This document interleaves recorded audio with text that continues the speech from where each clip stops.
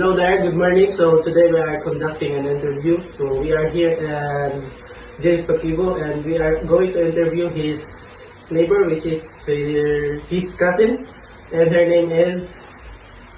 I am Maria Trinity Basas. We will be asking her two questions, and the first question is, what does composting mean and how does it help the environment? Composting is a nature recycling process.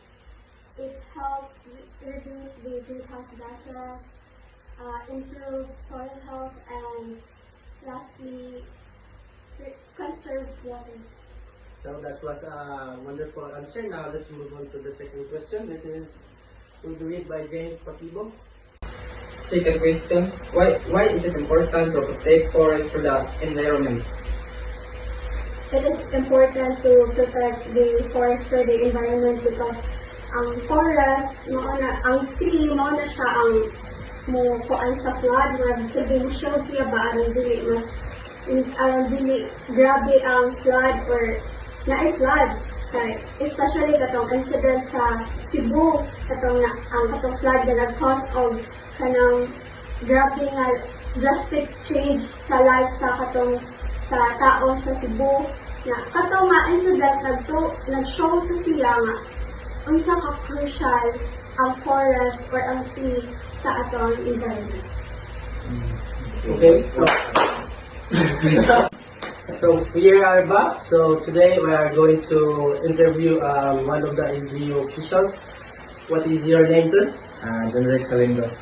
So again, we'll be asking him two questions. So Yancy. So first question is, can you name one simple thing people can do in their daily lives to reduce plastic waste? One thing mabuhat no sa sa katao to minimize plastic waste. So, first plastic hindi na magikan sa pagkamalay. Plastic comes from kung mupalit ka ato kag bugo like ayan ang stuff ato ang source of plastic yun. So as a ordinary yung person lang ang you can do good kay for example water carbon. So why not magdagag yung mga sudunan like kung mapalit kag mga butang. So iba ang gigamit yun, kubag naman din, wala naman ang plastic. Yes. Sa bubusad, kaya nag-implement naman ang no plastic policy, pero hindi man kaya na-due time na makagamit o plastic sa mga mga isda. So ang isda kaya kuhan man, mag-exempted siya sa plastic. So, one thing kaya mo na magdakaw, mo nga gamit, na which is, hindi ka maghangag plastic. Okay, thank you for your wonderful response. And let's move on to the question number 2. So the question number 2 is, what is the main purpose of recycling? Main purpose of recycling, okay, kung pagsabutan na is ang mga butang na pwede magamit is ato ma-recycle.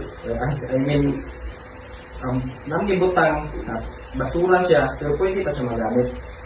So like kanang mga plastic bottles, diba pwede na ito ma-design na pwede sa nato mabaligya nga mahimo pa na mapusun pa na ito design things, mga butang like Christmas tree, diba plastic, pwede na ito magamit sa Christmas tree. Daghan utang ang major purpose kuan lang to reduce waste for me, to reduce waste reduce waste ang purpose sa pagkakasalis nito. Okay, so that will be all. Thank you for your wonderful response and thank you for taking your time. Goodbye. Sir, tapos na po.